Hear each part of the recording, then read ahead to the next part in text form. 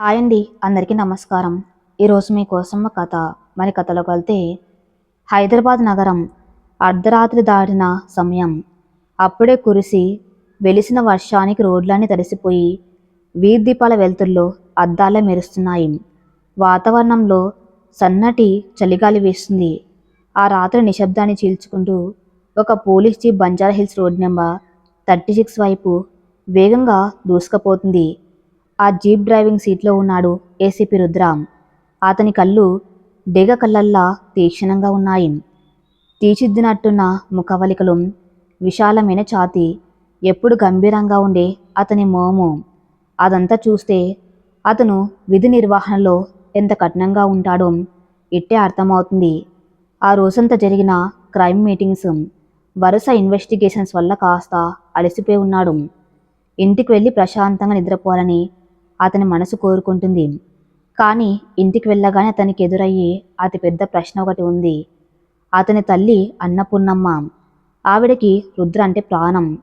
కొడుకు ప్రయోజకుడై పెద్ద police officer అయినందుకు ఆమెకు గర్వంగానే ఉన్నా అతని ఒంటరితనం ఆమెను వేధిస్తుంది. రుద్ర వయసు మీరిపోతుంది. ఎన్నాళ్ళిలా ఒంటరిగా ఉంటావు? నీ కోసం ఎన్నో సంబంధాలు వస్తున్నాయి. ఒక్కటంటే ఒక్కదానికి తలుపురా నాన్న. కోడలు ఇంట్లో తిరుగుతూ ఉంటే చూడాలని ఉంది అంటూ ప్రతిరోజు ఆమె అడిగే ప్రశ్నలకు రుద్ర దగ్గర సమాధానం ఉండదు. రుద్ర పెదవులపై ఒక చేదు నవ్వు మెరిసింది. పెళ్ళి, కుటుంబం, బంధాలు, ఈ పాదాలంటేనే అతనికి విరక్తి. అతని గతంలో జరిగిన ఒక సంఘటన అతని హృదయాన్ని రాతిలా మార్చేసింది. ఆ గతం తాలూ గాయాలు ఇంకా పచ్చిగానే ఉన్నాయి. నా జీవితం ఈ కాకి బట్టలకే అంకితం అమ్మా. నా జీవితంలోకి వచ్చే ఆడపిల్లకి నేను ఆనందాన్ని ఇవ్వలేను అని తన మనసులోని 100 సార్లు అనుకున్నాడు. కానీ బయటికి మాత్రం చూద్దాంలే అమ్మా అని దాటవేస్తూ ఉంటాడు. తన ఆలోచనల్లో మునిగి ఉన్న రుద్ర దృష్టి అకస్మాత్తుగా రోడ్డు మధ్యలో జరుగుతున్న ఒక గొడవ పైన పడింది. అది ఒక ఖరీదైన పబ్బు. బయట ఉన్న ప్రధాన రహదారి. రోడ్డు మధ్యలో అడ్డంగా ఒక ఎరుపు రంగు స్పోర్ట్స్ కార్ ఆపి ఉంది. ఆ కారు చుట్టూ కొంతమంది సైడ్ పెట్రోలింగ్ పోలీసులు నిలబడి ఉన్నారు. ఆ కారులోంచి దిగిన 4 అమ్మాయిలు పోలీసులతో పెద్ద పెద్దగా వాదిస్తున్నారు. వారి మాటల తీరు, నిలబడుతున్న విధం చూస్తుంటే వారు పీకల దాకా మద్యం సేవించి ఉన్నారని దూరం నుంచి అర్థమవుతుంది. రుద్ర తన జీప్ని కొద్దిగా దూరంలో ఆపి అసలేం జరుగుతుందో గమనించసాగాడు. ఆ 4 అమ్మాయిల్లో ఒక అమ్మాయి మాత్రం చాలా ప్రత్యేకంగా కనిపిస్తుంది. ఆమె పేరు తార. ఆ మందం వర్ణాతీతం. పాలరాతి శిల్పం లాంటి దేహం, ఆధునికమైన ఖరీదైన దుస్తులు, గాలికి ఎగురుతున్న పట్టుకొచ్చు లాంటి జుట్టు. కానీ ఆ అందాన్ని మించిన అహంకారం ఆమె కళ్ళల్లో తాండవిస్తుంది. సిరి సంపదల్లో పుట్టి పెరగటం వల్ల వచ్చిన గర్వం ఆమె అనువనువున కనిపిస్తుంది. తను ఏం చేసినా చెల్లుతుందనే ఒక రకమైన మొండితనం ఆ మాటలో ధ్వనిస్తుంది. హౌ డేర్ యూ నా కారు ఆపుతారా? నేనెవరో తెలుసా మీకు? మా డాడీ తలుచుకుంటే మీ అందరి ఉద్యోగాలు ఊడిపోతాయి. కారు పక్కకు తీయండి, నేను వెళ్ళాలి అంటూ తూలుతూనే కానిస్టేబుల్ మీద అరుస్తుంది తారా. కానిస్టేబుల్ చాలా ఓపిగ్గా, మేడం, మీరు డ్రింక్ చేసి డ్రైవ్ చేస్తున్నారు, పైగా రాంగ్ రూట్లో కారు ఆపారు, దయచేసి సహకరించండి, బ్రీత్ అనలైజ్ టెస్ట్ చేయాలి అని చెప్తున్నాడు. షటప్, నాకే టెస్ట్ చేస్తావా? యూ బ్లడ్డీ నాన్సెన్స్ అని తార తన చేతిలో ఉన్న ఖరీదైన హ్యాండ్ బ్యాగ్ని ఆ కానిస్టేబుల్ ముఖం మీదకు విసిరి కొట్టింది. ఆమె స్నేహితురాళ్ళు ఆమెను ఆపడానికి ప్రయత్నిస్తున్నారు. తారా, ప్లీజ్ కూల్ డౌన్, వాళ్ళు పోలీసులు, గొడవ పెద్దదవుతుంది అని నచ్చెబుతున్నారు. కానీ తార వినే పరిస్థితిలో లేదు. మత్తు, అహంకారం ఆమె కళ్ళను కప్పేశాయి. ఇదంతా దూరం నుంచి చూస్తున్న రుద్ర రక్తం మరిగిపోయింది. చట్టం ముందు అందరూ సమానమే అన్నది అతని సిద్ధాంతం. డబ్బు పలుకుబడి ఉన్నవాళ్ళు పేద పోలీసుల మీద ఇలా దౌర్జన్యం చేయటం అతను సహించలేడు. వెంటనే జీప్ దిగి వేగంగా అడుగులు వేసుకుంటూ అక్కడికి చేరుకున్నాడు. ఆ సమయంలో రుద్ర డ్యూటీ ముగించుకుని ఉండటం వల్ల పోలీసు యూనిఫామ్లో లేడు. ఒక సాధారణ సివిల్ డ్రెస్లో ఉన్నాడు. రుద్ర రాకను గమనించిన పెట్రోలింగ్ పోలీసులు వెంటనే అటెన్షన్లో నిలబడి సెల్లు చేయబోయారు. కాని రుద్ర కళ్ళతోనే వారిని వారించాడు. రుద్ర నేరుగా తార ముందుకు వెళ్ళి నిలబడ్డాడు. 6 అడుగుల పైచిలుకు ఎత్తు, జిమ్ చేసిన దృఢమైన శరీరం ఉన్న రుద్రను చూసి తార స్నేహితురాలు కాస్త భయపడ్డారు. కాని తార కళ్ళలో మాత్రం ఏమాత్రం బెదురులేదు. పైగా అతన్ని పైనుంచి కింద దాకా చాలా చులకనగా చూసింది. సివిల్ డ్రెస్లో ఉన్న రుద్రను చూసి తార అతను ఒక సాధారణ వ్యక్తి అనుకుంది. ఎవరు నువ్వు? What are you looking at? నీ పనేంటో నువ్వు చూసుకుని వెళ్ళు. మధ్యలో దూరితే ఏమవుతుందో తెలుసా అంటే ఇంగ్లీష్లో పొగరుగా అడిగింది తార. రుద్ర చాలా ప్రశాంతంగా కానీ కంచులాంటి గొంతుతో అన్నాడు. రోడ్డు మీద తాగి న్యూషన్స్ చేయటమే కాకుండా డ్యూటీలో ఉన్న పోలీసుల మీద చేసుకుంటావా? నీ డ్రైవింగ్ లైసెన్స్ ఎవరిచ్చారు? తార కోపం కట్టలు తెంచుకుంది. హే ఈడియట్, నన్నే క్వశ్చన్ చేస్తావా? అసలు నా గురించి నీకేం తెలుసురా? నా కాలి చెప్పుతో సమానం నువ్వు. గెట్ లాస్ట్ అని రుద్ర కాలర్ పట్టుకోవడానికి చేయి చాచింది. అంతే, మరుక్షణం చల్ మన శబ్దం ఆ రాత్రి నిశ్శబ్దాన్ని చీల్చుకుంటూ ప్రధ్వనించింది. తార చెంప మీద రుద్ర 5 వేలు బలంగా ముద్రించుకున్నాయి. ఆ దెబ్బకి తార 2 అడుగుల వెనక్కి తూలి పడబోతూ ఉంటే ఆమె స్నేహితురాలు పట్టుకున్నారు. అక్కడ క్షణకాలం పాటు భయంకరమైన నిశ్శబ్దం అలుముకుంది. పెట్రోలింగ్ పోలీసులు సైతం భయంతో వణికిపోయారు. తారకి ఏం జరిగిందో అర్థం కావడానికి కొన్ని సెకండ్ల సమయం పట్టింది. తన జీవితంలో తన తండ్రి కూడా తన్ను పల్లెత్తి మాట అనలేదు. ఒక సామాన్యుడు నడి రోడ్డు మీద ఇంతమంది ముందు తను చెంపదెబ్బ కొట్టాడా? ఆమె చెంప మండుతుంది. అంతకంటే ఎక్కువగా ఆమె అహంకారం మండుతుంది. ఆమె కళ్ళల్లోంచి అప్రయత్నంగా కన్నీళ్లు ఉబుకుతున్నాయి. కానీ ఆ కన్నీళ్లు బాధతో వచ్చినవి కావు, అవమానంతో ఆక్రోశంతో వచ్చినవి. కోపంతో రగిలిపోతూ రుద్రవైపు చూస్తుంది. How dare you? నన్ను కొడతావా? ఈరోజు నువ్వు ప్రాణాలతో ఇంటికి వెళ్ళవు. ఐ విల్ కిల్ యూ అంటూ అరుస్తూ అతని మీదకు దూకబోయింది. రుద్ర ఏమాత్రం చలించకు నిలబడి చురుకైన చూపులతో ఆమెను చూస్తూ తన జోబులోంచి ఐడి కార్డ్ తీసి ఆ ముఖం ముందు ఉంచాడు. ACP Rudra, anti narcotics and law and order. నా పేరు గుర్తుపెట్టుకో, ఎందుకంటే ఈ రాత్రికి నీకు నిద్ర పట్టనివ్వని పేరిదే అని చెప్పి పక్కనే ఉన్న ఎస్ఐ వైపు తిరిగి వీళ్ళందరినీ జీప్లో ఎక్కించి బంజారా హిల్స్ పోలీస్ స్టేషన్కి తీసుకువెళ్ళండి. డ్రంక్ అండ్ డ్రైవ్, న్యూసెన్స్ మరియు అన్ డ్యూటీ పోలీస్పై దాడి కింద కేసులు ఫైల్ చేయండి. ఈ కార్ని సీజ్ చేయండి అని కఠినంగా ఆదేశించాడు. అతను ఏసీపీ అని తెలియగానే తార స్నేహితురాళ్లకు నోట మాట రాలేదు. తార మాత్రం ఇంకా తన పొగరు దించుకోలేదు. ఏసీపీ అయితే ఏంటి, మా డాడీ ముందు నువ్వెంత? నిన్ను సస్పెండ్ చేయించకపోతే నా పేరు తార కాదు అని సవాల్ చేసింది. నీ డాడీ కాదు, ఆ దేవుడు వచ్చినా చట్టం తన పని తాను చేసుకపోతుంది. టేక్ దెమ్ అవే అని చెప్పి తన జీప్ ఎక్కి స్టేషన్ వైపు బయలుదేరారు Rudra. Banjara hills police station.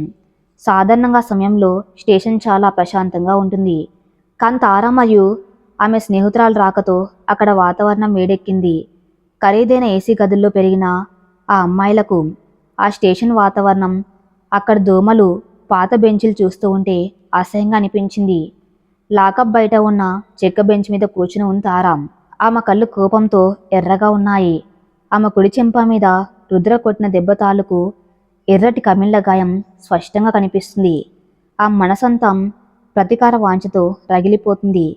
తన చేతిలోని ఫోన్లో తన తండ్రికి ఫోన్ చేసి జరిగిందంతా ఏడ్చుకుంటూ చెప్పింది.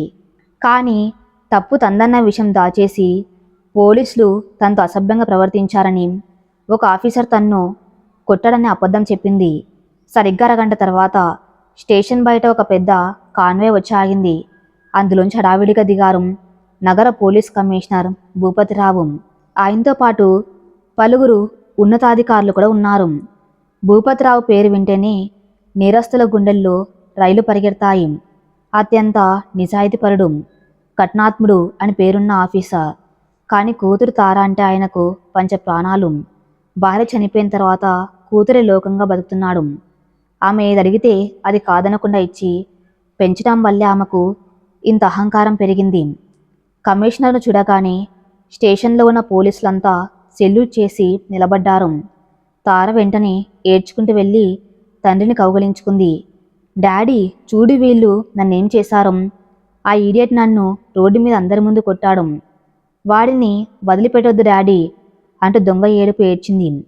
కూతురి చెంప మీద ఉన్న గాయం చూసి భూపతిరావు కళ్ళు కోపంతో చింతనిప్పుల్లా మారాయి. ఎవరా ఆఫీసర్, నా కూతురి మీద చేయి చేసుకునేంత ధైర్యం ఎవరికి వచ్చింది ఇక్కడ అని గర్జించాడు. సరిగ్గా అదే సమయంలో తన క్యాబిన్లోంచి ఫైల్స్ పట్టుకుని బయటకు వచ్చాడు ఏసీపీ రుద్ర. చాలా ప్రశాంతంగా నడుచుకుంటూ వచ్చి కమిషనర్ భూపతిరావుకి సెల్యూట్ చేశాడు. నేనే సార్ అన్నారు రుద్ర స్థిరమైన గొంతుతో. రుద్రం చూడగానే కమిషనర్ భూపతిరావు కోపం ఒక్కసారిగా ఆవిరైపోయింది. ఆయన స్థానంలో ఆశ్చర్యం కొలువుదిరింది. డిపార్ట్మెంట్లో రుద్ర గురించి ఆయనకు బాగా తెలుసు. రుద్ర అత్యంత నిజాయితీపరుడు మాత్రమే కాదు, నిష్కారణంగా ఎవరి మీద చేయి చేసుకునే రకం కాదు. రుద్ర ఒకరిని కొట్టాడు అంటే ఖచ్చితంగా అక్కడ 100% తప్పు ఎదుటివారిది అయి ఉంటుందని ఆయనకు తెలుసు. రుద్ర నువ్వా, ఏం జరిగింది ఇక్కడ అని అడిగాడు వాయిస్ కాస్త తగ్గించి. తార ఆశ్చర్యంగా తండ్రి వైపు చూస్తుంది. తన తండ్రి ఆ ఏసీపీ మీద అరవకుండా అంత నెమ్మదిగా మాట్లాడుతున్నాడంటే ఆమెకు అర్థం కాలేదు. రుద్ర చాలా స్పష్టంగా రోడ్డు మీద జరిగిన సంఘటనను ఉన్నది ఉన్నట్టుగా వివరించాడు. తార మంతాగి డ్రైవ్ చేయటం, కానిస్టేబుల్ మీద చేయి చేసుకోవటం, తనను అసభ్య పదజాలంతో దూషించటం అన్నీ చెప్పాడు. దానికి ఆధారంగా పెట్రోలింగ్ పోలీసుల బాడీ కెమెరాలో రికార్డైన వీడియో ఫుటేజ్ని కూడా కమిషనర్ ముందు పెట్టాడు. ఆ వీడియో చూసిన భూపతిరావు తలదించుకున్నాడు. తప్పు పూర్తిగా తన కూతురుదే అని ఆయనకు అర్థమైంది. ఒక పోలీస్ కమిషనర్గా ఉండి సమాజానికి ఆదర్శంగా ఉండవలసిన తన కూతురే ఇలా రోడ్డు మీద తాగి పోలీసులపై దౌర్జన్యం చేయటం ఆయనకు ఎంత అవమానంగా అనిపించింది. నెమ్మదిగా కూతురు వైపు తిరిగి చూశాడు భూపతిరావు. ఆయన చూపుల్లో కోపం లేదు, కానీ తీవ్రమైన నిరాశ ఉంది. తార ఏంటిది, నేను నీకు నేర్పింది సంస్కారం ఇదేనా అని బాధగా అడిగింది. డాడీ వాడు నన్ను కొట్టాడు డాడీ, నువ్వు నన్ను వదిలేసి వాడిని సపోర్ట్ చేస్తున్నావా అని అరిచింది తార. స్టాప్ ఇట్ తారా అని గట్టిగా అరిచాడు భూపతిరావు. ఆ అరుపుకి స్టేషన్ మొత్తం దద్దరిల్లింది. తార భయంతో వణికిపోయింది. తండ్రి తనపై అలా అరవటం ఆమె జీవితంలో అదే తొలిసారి. నువ్వు చేసిన తప్పుకి నిన్ను జైలుకి పంపించినా తప్పులేదు, నీ వల్లే ఈరోజు నా తలవంపులు ఎదురయ్యాయి అని చెప్పి ఆ తర్వాత కఠినంగా అన్నాడు. సారీ చెప్పు ఆ కానిస్టేబుల్కి, ఏసీపీ రుద్రకి, ఇప్పుడే ఇక్కడే సారీ చెప్పు. తారకు పిడుగు పన్నట్టయింది. సారీ చెప్పడమా, అది కూడా తను కొట్టిన ఆ ఏసీపీకి? తండ్రి ముఖంలోకి చూసింది. ఆయన కళ్ళల్లో ఏమాత్రం జాలి లేదు. చెప్పు తారా అని మళ్ళీ ఆదేశించాడు. అవమానంతో తార పెదవులు వణికిపోయాయి, కళ్ళల్లో నీళ్లు సుళ్ళు తిరుగుతున్నాయి. తన స్నేహితుల ముందు, స్టేషన్లోని పోలీసులందరి ముందు తలదించుకొని సారీ అని కానిస్టేబుల్ వైపు చూసి చెప్పింది. ఆ తర్వాత అయిష్టంగానే రుద్ర వైపు తిరిగి కళ్ళతోనే అతన్ని చంపేస్తున్నానంత ద్వేషంతో చూస్తూ సారీ అని పళ్ళు కొరుకుతూ చెప్పింది. రుద్ర ముఖంలో ఎలాంటి గర్వం కానీ సంతోషం కానీ లేదు. అతను ఒక బాధ్యతగల ఆఫీసర్గా తన డ్యూటీ చేశాడు అంతే. ఇట్స్ ఓకే మేడం, ఇంకెప్పుడు చట్టాన్ని మీ చేతుల్లోకి తీసుకోకండి అని చాలా మామూలుగా చెప్పి తన క్యాబిన్లోకి వెళ్ళిపోయాడు. కమిషనర్ భూపతిరావు ఎవరితోనే ఏం మాట్లాడకుండా తారను తీసుకుని అక్కడి నుంచి వెళ్ళిపోయాడు. రాత్రి 2 గంటల సమయం. రుద్ర తన ఇంటికి చేరుకున్నాడు. డోర్ తీయగానే హాల్లో సోఫాలో ఎదురు చూస్తూ కూర్చుని ఉంది అతని తల్లి అన్నపూర్ణమ్మ. కొడుకుని చూడగానే ఆ ముఖంలో ఆందోళన మాయమై ప్రేమ వెల్లివిరిసింది. ఏంట్రా ఇంత లేట్ అయింది, అన్నం వేడిగా ఉంచాను, రా తిందువు గాని అంటూ ప్రేమగా వడ్డించింది. రుద్ర మౌనంగా భోజనం చేస్తున్నాడు. అతని మనసులో స్టేషన్లో జరిగిన సంఘటన మెదులుతూ ఉంది. ఆ అమ్మాయి కళ్ళలో తన పట్ల కనిపించిన పగ, ద్వేషం అతనికి గుర్తొచ్చాయి. కానీ ఆ క్షణంలో ఆమె కళ్ళల్లో అహంకారంతో పాటు ఏదో తెలియని అమాయకత్వం కూడా ఉందన్న విషయం అతని మనసుకి ఎందుకు తట్టింది. వెంటనే ఆ ఆలోచనను విదిలించుకుని తన గదిలోకి వెళ్ళి పడుకున్నాడు. మరోవైపు భూపతిరావు గారి విలాసవంతమైన బంగ్లా. తన గదిలో ఒంటరిగా ఉన్న తార నిద్రపోవడం లేదు. ఆ గదిలోని వస్తువులన్నీ పగిలిపోయి చిల్లా చెదురుగా పడి ఉన్నాయి. కోపంతో చేతికి అందిన ప్రతి వస్తువుని నేలకేసి కొట్టింది తార. అద్దం ముందు నిలబడి తన ముఖాన్ని చూసుకుంది. చెంప మీద ఇంకా ఆ ఎర్రటి మరక అలాగే ఉంది. ఆ మరకను చూసినప్పుడల్లా ఆమెలో ఏసీపీ రుద్ర పట్ల ద్వేషం 100 రెట్లు పెరుగుతుంది. రుద్ర, ఏసీపీ రుద్ర, నన్ను, కమిషనర్ భూపతిరావు కూతుర్ని అందరి ముందు అవమానిస్తావా? నా తండ్రితోనే నాకు సారీ చెప్పిస్తావా? దీనికి నువ్వు చాలా భారీ మూల్యం చెల్లించుకోక తప్పదు. నీ జీవితాన్ని నరకం చేసి నువ్వు నా కాళ్ళ దగ్గర పడి క్షమాపణ అడిగేలా చేయకపోతే నా పేరు తారే కాదు అని అద్దంలో తన ప్రతిబింబాన్ని చూసుకుంటూ ప్రతీకారం రగులుతున్న గుండెతో శపథం చేసింది. కానీ ఎంత కోపం ఉన్నా ఆ రోడ్డు మీద రుద్ర తనను కొట్టినప్పుడు అతని కళ్ళలోని ఆ నిజాయితీ, ఆ ధైర్యం, ఆ గంభీరమైన వ్యక్తిత్వం ఎందుకో ఆ మనసులో ఒక మూల చిన్న ఆకర్షణగా మొలకెత్తున్నాయన్న సత్యాన్ని ఆ అహంకారి గమనించలేకపోయింది. హైదరాబాద్ నగరంలోని జూబ్లీహిల్స్ ప్రాంతంలో ఉన్న కమిషనర్ భూపతిరావు గారి బంగ్లాలో నిశ్శబ్దం ఆవరించి ఉంది. విశాలమైన లాన్లో పనివాళ్ళు నిశ్శబ్దంగా తమ పనులు చేసుకున్నారు. రాత్రి జరిగిన సంఘటన వల్ల బంగ్లాలో ఎవరికి ఊపిరి పీల్చుకోవడానికి కూడా ధైర్యం చాలడం లేదు. తార గదిలోకి సన్నగా సూర్యకిరణాలు కిటికీ అద్దలకుండా ప్రవేశించాయి. పట్టుపరుపు మీద అశాంతిగా పడుకుని ఉన్న తార ఆ వెలుతురు కళ్ళ మీద పడగానే విసుగ్గా కళ్ళు తెరిచింది. రాత్రి తాగిన మత్తు, ఏడవటం వల్ల వచ్చిన తలనొప్పి ఆమెను బాధిస్తున్నాయి. నెమ్మదిగా లేచి కూర్చుని తన 2 చేతులతో తల పట్టుకుంది. రాత్రి పోలీస్ స్టేషన్లో జరిగిన అవమానం ఆమె కళ్ళ ముందు సినిమా రీల్లా తిరిగింది. తన తండ్రి తన్ను అందరి ముందు మందలించటం, ఆ ఏసీపీ రుద్రకి తనతో బలవంతంగా సారీ చెప్పించటం, ఇవన్నీ గుర్తొస్తుంటే ఆమె రక్తం ఉడికిపోతుంది. వెంటనే అద్దం ముందుకు వెళ్ళి నిలబడింది. తన ఎర్రటి బుగ్గ మీద రుద్ర చేతి వేళ్ల ముద్రలు ఇంకా సన్నగా కనిపిస్తున్నాయి. ఆ అద్దంలో తన్ని తాను చూసుకుంటూ ఉంటే ఆమెకు తన ముఖం బదులు రుద్ర గంభీరమైన ముఖమే కనిపిస్తున్నట్లు భ్రమ కలిగింది.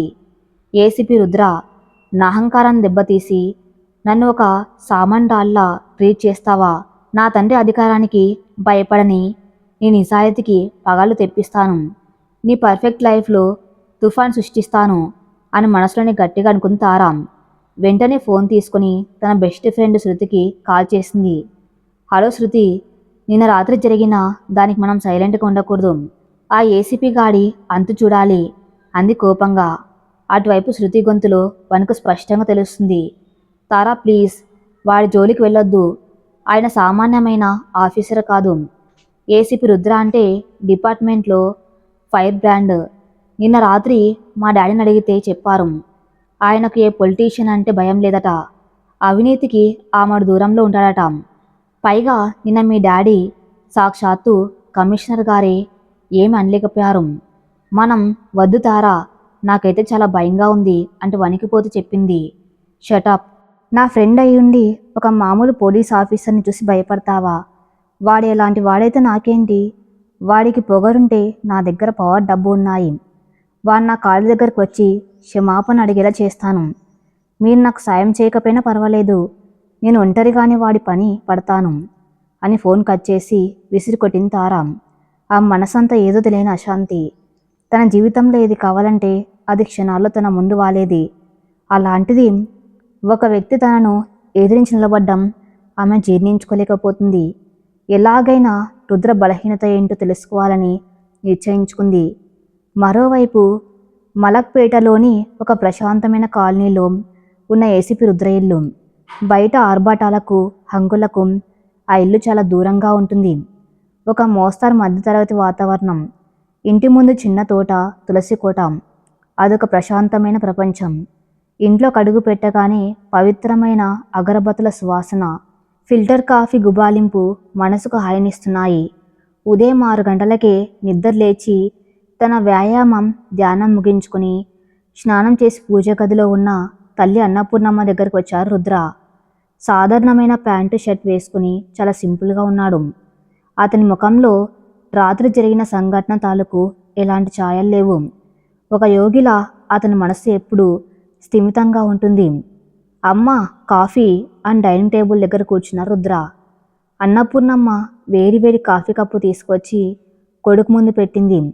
ఆమె వయసు 60కి దగ్గర పడుతుంది. ముఖంలో ప్రశాంత ఉన్న, కళ్ళల్లో మాత్రం కొడుకు గురించిన ఏదో ఆందోళన నిరంతరం తొంగి చూస్తూ ఉంటుంది. రాత్రి బాగా లేట్ అయినట్టుంది బాబు అని అడిగింది తల్లి. అవునమ్మా, చిన్న న్యూసెన్స్ కేసు, డ్యూటీ అయ్యాక కూడా వదలలేదు అని చాలా మామూలుగా చెప్పారు రుద్ర కాఫీ సిప్ చేస్తూ. అన్నపూర్ణమ్మ కొద్దిసేపు మౌనంగా ఉండి చీర చెంగుతో చేతులు తుడుచుకుంటూ ఒక కవర్ తీసి రుద్ర ముందు పెట్టింది. నిన్న మీ మామయ్య వచ్చారు రుద్ర, ఇదిగో ఈ ఫోటో ఇచ్చి వెళ్ళాడు. అమ్మాయి వాళ్ళది కాకినాడ, చాలా పద్ధతి గల కుటుంబం. అమ్మాయి ఎంఏ చదివింది, చూడ్డానికి మహాలక్ష్మిలా ఉంటుంది. ఒక్కసారి ఫోటో చూన్నాయనా అంటూ బ్రతిమలాడుతున్నట్టుగా అడిగింది. రుద్ర కవర్ని కనీసం తాకలేదు. అతని ముఖంలో ఉన్న ప్రశాంత ఒక్కసారిగా మాయమై ఒక రకమైన బిగుసుకుపోయిన భావం ఏర్పడింది. కళ్ళల్లో ఏదో చెప్పలేని బాధ, దాన్ని కప్పుచ్చుకునే కఠినత్వం కనిపించాయి. అమ్మా, నీకెన్నిసార్లు చెప్పాలి, నాకు పెళ్ళి సంసారం లాంటి వాటి మీద ఆసక్తి లేదు. ఈ ఒంటరి జీవితమే నాకు ప్రశాంతంగా ఉంది. దయచేసి నన్ను బలవంతం చేయకు అన్నాడు కరాఖండిగా. ఎన్నాళ్ళని ఇలా ఉంటావు రుద్రాం? గతం గతంగానే వదిలేయాలి. జరిగిన దానికి నువ్వు మాత్రమే బాధ్యుడివి కాదు కదా. ఆ చీకటి రోజులని తలుచుకుంటూ జీవితాంతం ఇలా ఒంటరిగా శిక్ష అనుభవిస్తావా? నీకు తోడుగా ఒకరు ఉండాలి నాన్న. నేను శాశ్వతంగా నీతో ఉండిపోను కదా అంటూ అన్నపూర్ణమ్మ కళ్ళల్లో నీళ్లు తిరిగాయి. తల్లి కన్నీళ్లు చూసి రుద్ర మనసు కరిగింది. కానీ అతని నిర్ణయం మాత్రం మారలేదు. తన గదిలోకి వెళ్ళిపోయాడు. యూనిఫామ్ వేసుకున్నప్పుడు అద్దంలో తన్ని తాను చూసుకున్నాడు. అతని మనసులో గతానికి సంబంధించిన ఒక దృశ్యం మెరుపులా మెరిసింది. పచ్చని పొలాలు, కిలకిల నవ్వుతున్న ఒక అందమైన అమ్మాయి ముఖం. అకస్మాత్తుగా ఆ నవ్వు ఆగిపోయి భయంకరమైన అరుపులు, రక్తం, ఆక్రందనలు, తన కళ్ళెదురుగానే జరిగిన ఒక ఘోరం. రుద్ర 2 చేతులతో ముఖం కప్పుకొని ఆ ఆలోచనలను పారదోలాడు. దీర్ఘంగా శ్వాస పీల్చుకొని యూనిఫామ్ క్యాప్ పెట్టుకుని ముఖంలో మళ్ళీ ఆ కఠినమైన ఏసిడ్ భావాన్ని నింపుకొని బయటకు వచ్చాడు. అమ్మా, నేను స్టేషన్కి వెళ్తున్నాను, రావడం లేట్ అవ్వచ్చు అని చెప్పి జీప్ ఎక్కి వెళ్ళిపోయాడు. ఆ ఇంటి గుమ్మంలో నిలబడిన అన్నపూర్ణమ్మ కళ్ళు కొడుకు వెళ్ళిన దారిని చూస్తూ బాధగా నిట్టూర్చాయి. మధ్యాహ్నం 12 గంటలు. నగరంలోని ఒక ప్రముఖ ఉమెన్స్ కాలేజ్. ఆ కాలేజ్కి ట్రస్టీగా ఉన్నాడు తారా తండ్రి భూపతిరావు. ఆ రోజు ఆ కాలేజీలో విద్యార్థులకు ఉమెన్ సేఫ్టీ అండ్ సైబర్ క్రైమ్పై ఒక అవగాహన సదస్సు జరుగుతుంది. ఆ కార్యక్రమానికి ముఖ్య అతిథిగా ఏసీపీ రుద్రని ఆహ్వానించారు.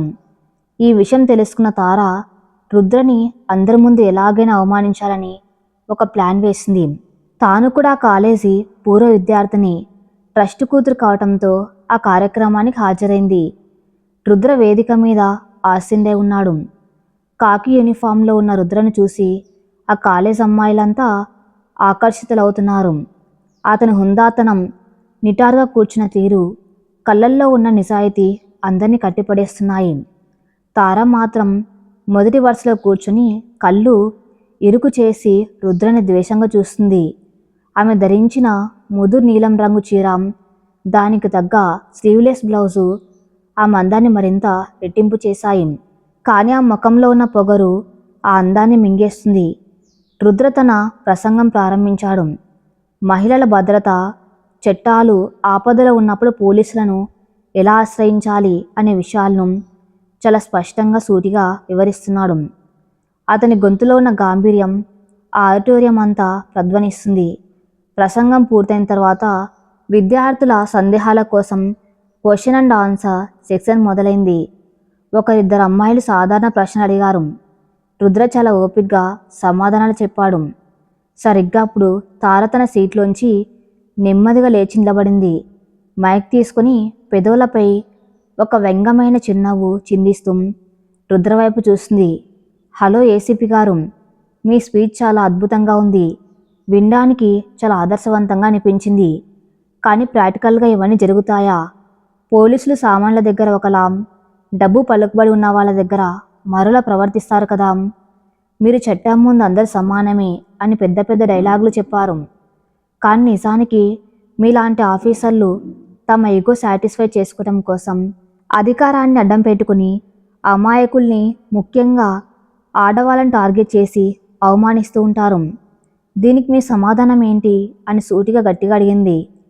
ఆడిటోరియం అంతా నిశ్శబ్దం. అందరూ ఆశ్చర్యంగా తార వైపు చూస్తున్నారు. ఆమె పరోక్షంగా తననే లక్ష్యంగా చేసుకుని మాట్లాడుతుందని రుద్రకి క్షణాల్లో అర్థమైపోయింది. కానీ అతని ముఖంలో ఎలాంటి తొట్రుపాటు లేదు. చాలా ప్రశాంతంగా చిరునవ్వుతో మైక్ తీసుకున్నాడు. చాలా మంచి ప్రశ్న అడిగారు మిస్ తారా గారు అని ఆమె పేరు నొక్కి పలికారు రుద్ర. మీరన్నట్టు వ్యవస్థలో లోపాలు ఉండొచ్చు, కానీ అందరూ ఆఫీసర్లు ఒకేలా ఉండరు. ఇక ఇగో అంటారా? తప్పు చేసిన వాళ్ళు తమ హోదాను, డబ్బును అడ్డం పెట్టుకుని పోలీసుల మీద దౌర్జన్యం చేయాలనుకున్నప్పుడు ఆ తప్పుని సర్దిద్ద క్రమంలో తీసుకునే చర్యలు కొంతమందికి ఇగోలా కనిపించవచ్చు. చట్టం దృష్టిలో ఆడ మగ అని తేడా లేదు. తప్పు ఎవరిదైనా తప్పే. ఉదాహరణకు రాత్రిపూట తాగి కారు నడుపుతూ డ్యూటీలో ఉన్న పోలీసుల విధులకు ఆటంకం కలిగించే ఆడవాళ్లకు దేవుడొచ్చినా చట్టం శిక్ష వేస్తుంది. అలా శిక్షించినప్పుడు దాన్ని టార్గెట్ చేయడం అన్నారు. కర్తవ్య నిర్వహణ అంటారు. అమాయకులైన ఆడపిల్లలకి రక్షణ నిలబడడం పోలీసుల బాధ్యత. కానీ అహంకారంతో కళ్ళు మూసుకుపోయి చట్టాన్ని ఉల్లంఘించే వాళ్ళకి మాత్రం పోలీసులు ఖచ్చితంగా సింహ స్వప్నమే అవుతారు అని కళ్ళు తిప్పుకోకుండా తారవైపు చూస్తూ స్థిరంగా చెప్పాడు. ఆ సమాధానానికి ఆడిటోరియంలో ఉన్న విద్యార్థులంతా లేచి నిలబడి చప్పట్లు కొట్టారు. తారకి ముఖం మీద ఎవరు యాసిడ్ పోసినట్లయింది. తాను రుద్రను అవమానించని వస్తే అతను చాలా సున్నితంగా అందరి ముందు తను మరింత బదనం చేశాడని ఆమెకు అర్థమైంది. అవమానంతో ఆమె ముఖం ఎర్రబడింది. కోపంతో మైక్ కింద పడేసి గబాగబా అక్కడి నుంచి బయటకు నడిచింది. కార్యక్రమం ముగిసిన తర్వాత రుద్ర తన జీప్ వైపు నడుస్తున్నాడు. అప్పుడే తార అతని దారికి అడ్డుగా వచ్చి నిలబడింది. ఆ కాలేజ్ వెనక వైపు ఉన్న పార్కింగ్ ఏరియా కావటంతో అక్కడెవరూ లేరు. ఏంటి మిస్టర్ రుద్ర, చాలా ఎక్కువ మాట్లాడుతున్నావు. అందరి ముందు నాకు క్లాస్ తీసుకుంటావా? నా తండ్రి దయ వల్ల ఆ యూనిఫామ్ వేసుకుని బతుకుతున్నావు, గుర్తించుకో అని పాముల బుసలు కొడుతూ అంది తార. రుద్ర ఆమెను చూసి ఏమాత్రం చలించలేదు. చాలా ప్రశాంతంగా ఆమె కళ్ళలోకి చూస్తూ అన్నాడు. మిస్ తారా, నేను ఈ యూనిఫామ్ నీ తండ్రి దయ వల్ల వేసుకోలేదు. నా కష్టం, నా నిజాయితీ వల్ల వేసుకున్నాను.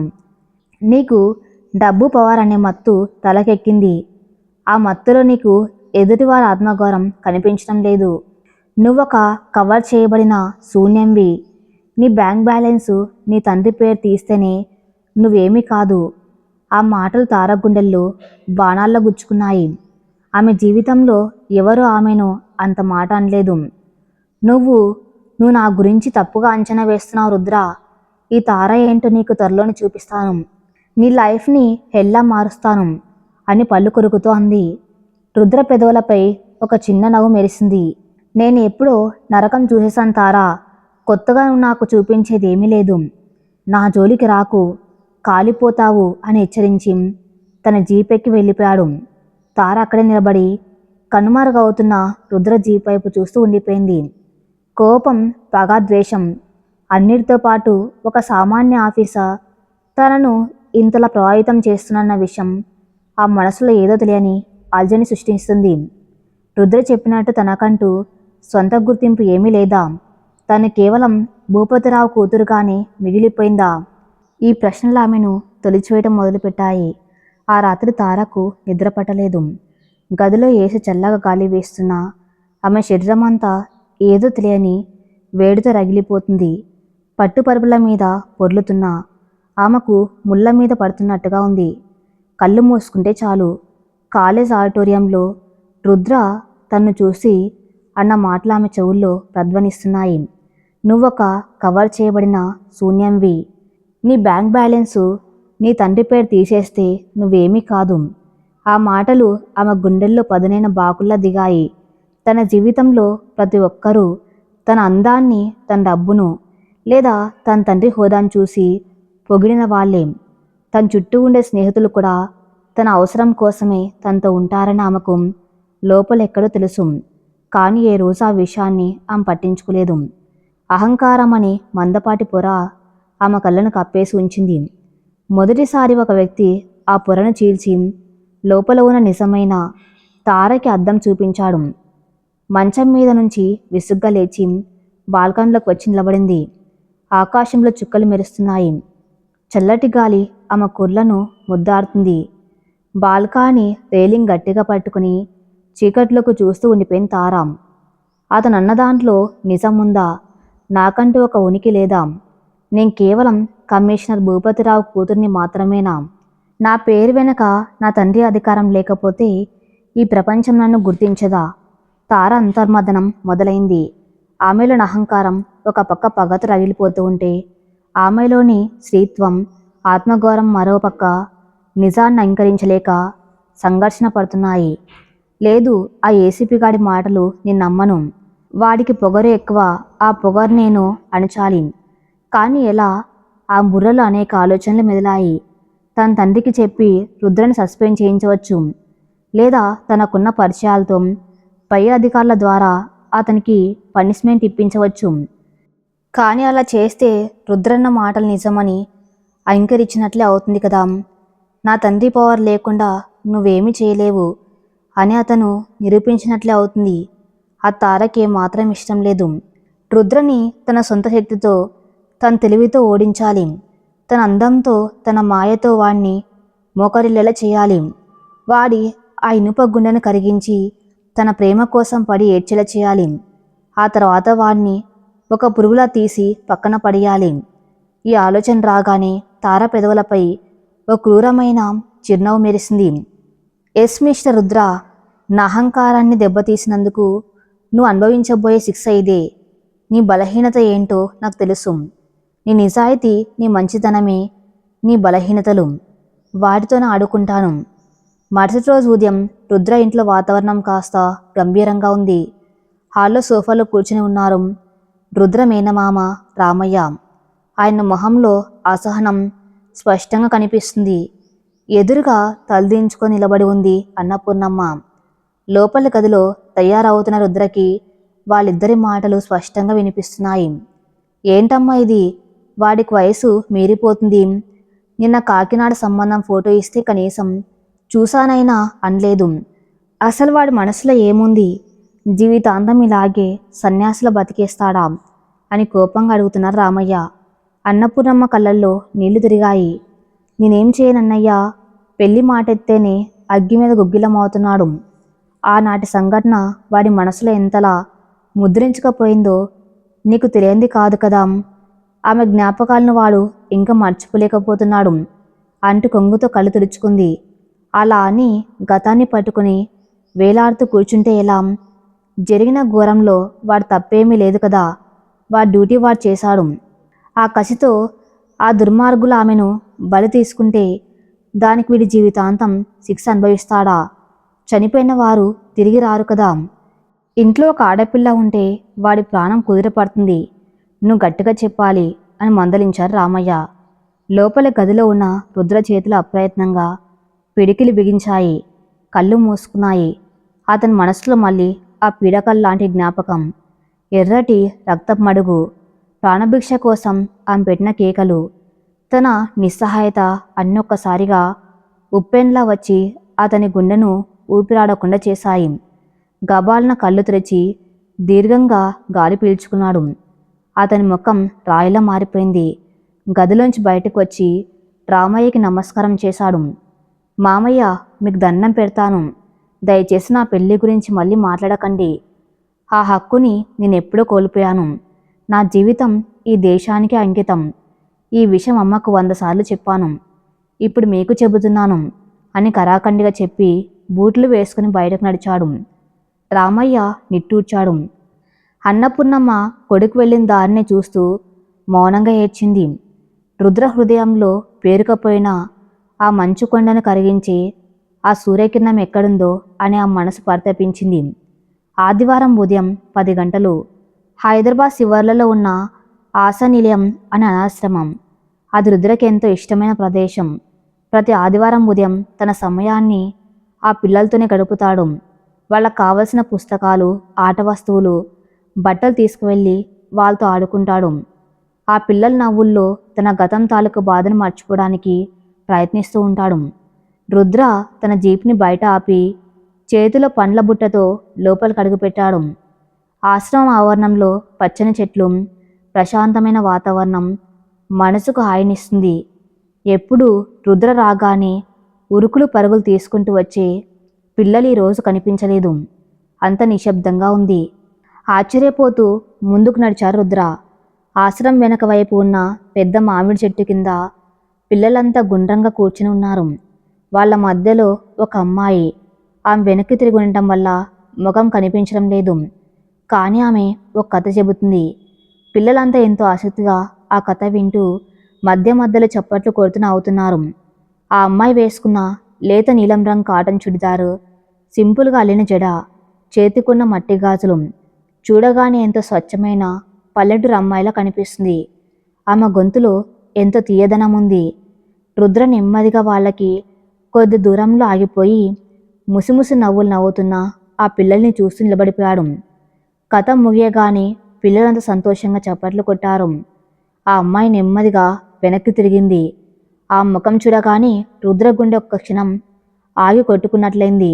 అతని చేతిలోని పండ్ల బుట్ట పట్టు కాస్త సడలింది. అతని కళ్ళను అతనే నమ్మలేకపోయాడు. అక్కడ ఉన్నది మరెవరో కాదు, తార. నిన్నటిదాకా మోడర్న్ డ్రెస్సుల్లో, కళ్ళు చెదిరే మేకప్తో, అహంకారం నిన్న చూపులతో ఉన్న తార ఈరోజు ఇలా ఎటువంటి మేకప్ లేకుండా, నుదుటిన చిన్న బొట్టు, కళ్ళలో ప్రశాంతత, పెదవులపై స్వచ్ఛమైన చిరునవ్వుతో అచ్చం గుళ్ళో వెలిగే దీపంలా ఉంది. ఆమె అందం ఈ సహజమైన అలంకరణలో 1000 రెట్లు పెరిగినట్లు రుద్ర కనిపించింది. తార దృష్టి రుద్ర మీద పడింది. ఆమె కళ్ళల్లో ఎలాంటి ఆశ్చర్యం లేదు. పైగా అతన్ని చూడగానే ఎంతో మర్యాదగా లేచి నిలబడి 2 చేతులు జోడించి నమస్కారం చేసింది. రుద్ర కళ్ళు సన్నబడ్డాయి. అతనిలో ఉన్న పోలీసు బుర్ర వెంటనే మేల్కొంది. ఇదంతా ఒక నాటకం. కమిషనర్ కూతురు పబ్లో తాగే అమ్మాయి అకస్మాత్తుగా ఇలా అనాథాశ్రమానికి వచ్చి పద్ధతిగా మారిపోవటం వెనక ఖచ్చితంగా ఏదో ప్లాన్ ఉంది అని అతని అంతరాత్మ హెచ్చరించింది. రుద్ర నెమ్మదిగా అడుగులు వేసుకుంటూ ఆమె దగ్గరికి వెళ్ళాడు. పిల్లలంతా రుద్ర అంకుల్ వచ్చాడు అంటూ పరిగెత్తుకుంటూ వచ్చి అతన్ని చుట్టుముట్టారు. రుద్ర వారిని ప్రేమగా పలకరించి పండ్ల బుట్టను ఆశ్రమ నిర్వాహకురాలికి ఇచ్చాడు. పిల్లలంతా ఆడుకోవడానికి వెళ్ళిపోయిన తర్వాత రుద్ర నేరుగా తార దగ్గరకు వచ్చాడు. అతని చూపుల్లో కత్తులాంటి పదన ఉంది. ఏంటి మిస్ తారా, గెటప్ మార్చారు, కొత్త నాటకం ఏదైనా మొదలు పెట్టారా అని సూటిగా వ్యంగ్యంగా అడిగారు రుద్ర. తార ముఖంలో ఏమాత్రం కోపం కనిపించలేదు. చాలా ప్రశాంతంగా చిన్నగా నవ్వింది. నాటకం ఎందుకు ఏసీపీ గారు, మనిషి అన్నాక మారకూడదా? నా తప్పు నేను తెలుసుకున్నాను. మీరు ఆ రోజు కాలేజీలో చెప్పిన మాటలు నా కళ్ళు తెరిపించాయి. నాకంటూ ఒక గుర్తింపు కోసం ఈ సేవా కార్యక్రమాలు మొదలుపెట్టాను అనేంత అమాయకంగా చెప్పింది. ఆమె గొంతులో ఉన్న మాధుర్యం, ముఖంలో ఉన్న అమాయకత్వం చూసి ఎవరైనా మోసపోవాల్సిందే. కాన్ రుద్ర అలా మోసపోయే రకం కాదు. కళ్ళు తెరుచుకోవటం బాగానే ఉంది, కానీ ఇలా అనాథాశ్రమాల చుట్టూ తిరగటం, అది ఈ బట్టల్లో, ఇది నీ నైజం కాస్తారా? నీ టార్గెట్ నేను అని నాకు తెలుసు. నీ అహంకారం అంతా త్వరగా చచ్చేది కాదని కూడా నాకు తెలుసు. నీకు నా మీద పగ ఉంటే నాతో నేరుగా తేల్చుకో, కానీ ఈ పసిపిల్లల మనసుతో ఆడుకోవద్దు అని కాస్త కఠినంగానే అన్నాడు. తార కళ్ళల్లో ఒక సెకను పాటు మెరుపు లాంటి కోపం కనిపించి మాయమైంది. తన నటనను పసిగట్టేసిన రుద్ర తెలివికి లోపల ఆశ్చర్యపోయింది, కానీ బయటికి మాత్రం బాధగా మొహం పెట్టింది. మీరు నన్ను ఇంకా తప్పుగానే అర్థం చేసుకున్నారు రుద్రగారు. నేను నిజంగానే మారాలనుకుంటున్నాను. ఇక్కడికి నేను మీకోసం రాలేదు, నా మనశ్శాంతి కోసం వచ్చాను. మీకు ఇష్టం లేకపోతే నేను ఇక్కడి నుంచి వెళ్ళిపోతాను అంటూ కళ్ళల్లో నీళ్లు తెచ్చుకొని అక్కడి నుంచి వెనుతిరిగింది. ఆమె వెళ్తున్న తీరు చూసి రుద్ర మనసులో ఒక చిన్న సందేహం తలెత్తింది. నిజంగానే మారిపోయిందా? ఒకవేళ నేను ఆమెను అనవసరంగా అవమానిస్తున్నానా అని అనిపించింది. కానీ వెంటనే ఆ ఆలోచనను పక్కన పెట్టాడు. ఆ తర్వాత వారం రోజుల పాటు రుద్ర ఎక్కడికి వెళ్ళినా తార అక్కడ ప్రత్యక్షం కావటం మొదలైంది. రుద్ర లైబ్రరీకి వెళ్తే అక్కడ తార ఒక పుస్తకం పట్టుకుని చదువుతూ కనిపించేది. రుద్ర మార్నింగ్ వాకింగ్కి వెళ్తే పార్కులో తారపాటు బట్టలు వేసుకున్న వాళ్లకు దుప్పట్లు పంచుతూ కనిపించేది. ప్రతిసారి ఆమె ఎంతో సింపుల్గా, ఎలాంటి పొగరు లేకుండా ప్రవర్తించేది. రుద్ర చూసినా పలకరించకుండా కేవలం ఒక చిరునవ్వు నవ్వి తన పనిలో తాను మునిగిపోయేది. తార వేస్తున్న ఈ సైలెంట్ వల రుద్రను ఉక్కిరి బిక్కిరి చేస్తుంది. ఆమెను చూసిన ప్రతిసారి ఆమెలోని ఆ కొత్తదనం, ఆ సింప్లిసిటీ రుద్ర కళ్ళను ఆకర్షిస్తున్నాయి. అతని ఇనుప గుండెలో ఎక్కడొక సన్నటి పగులు మొదలైనట్లుగా అతనికి అనిపిస్తుంది. తన మీద తనకే కోపం వస్తుంది. ఒక క్రిమినల్ని చూసినంత సులభంగా ఒక ఆడపిల్ల మనసును చదవలేకపోతున్నానని రుద్ర అసహనానికి గురవుతున్నాడు. అటు తారకు కూడా రోజులు గడుస్తున్న కొద్దీ ఈ నాటకం కష్టంగా మారుతుంది. రుద్రని ఆకర్షించడానికి ఆమె వేసిన ఈ ప్లాన్లో ఆమెకే తెలియకుండా ఆమె నిజంగానే మారుతుంది. ఆశ్రమంలో పిల్లలతో గడిపిన క్షణాలు, పేదలకు సాయం చేసినప్పుడు వాళ్ళు చూపించిన కృతజ్ఞత, ఇవన్నీ ఆ మనసులో దాగి ఉన్న ఒక సున్నితమైన ఆడపిల్లను నిద్రలేపుతున్నాయి. రుద్ర పట్ల ఉన్న ద్వేషం మెల్లగా ఆరాధనగా మారుతుందా అన్న అనుమానం ఆమెను భయపెడుతుంది. ఇద్దరి మనసుల్లోనూ తెలియని అలజడి. ఒకరి మనసును ఒకరు చదవాలని ప్రయత్నిస్తూనే తమ సొంత మనసుల చేతిలో బందీలవుతున్న పరిస్థితులు.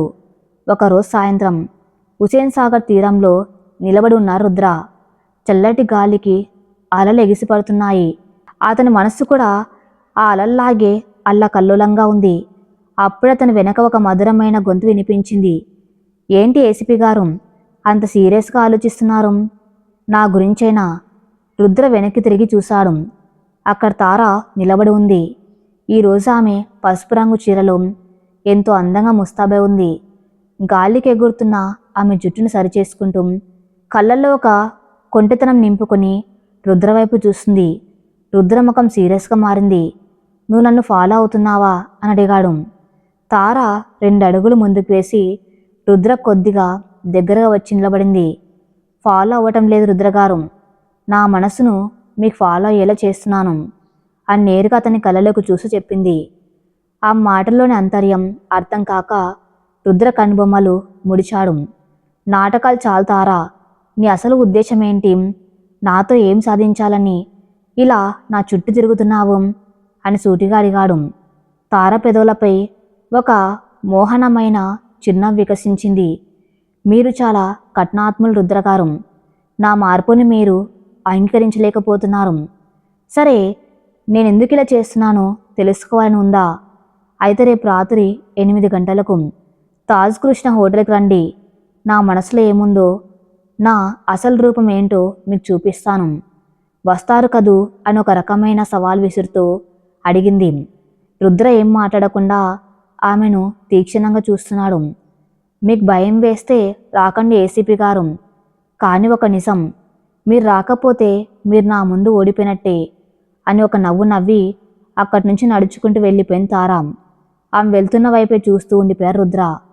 ఆమె విసిరిన సవాల్ అతనిలోని పౌరుషాన్ని రేపింది.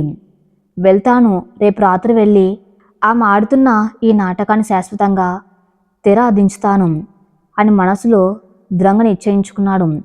కానీ ఆ రాత్రి వారిద్దరి జీవితాల్లో ఎలాంటి తుఫాను సృష్టించబోతుందో పాపం అతనికి తెలియదు. మరి తర్వాత ఏం జరగబోతుందో నెక్స్ట్ పార్ట్లో చూద్దాం. నెక్స్ట్ పార్ట్ కోసం నా ఛానల్ని ఫాలో అవుతూనండి. Thank you for listening.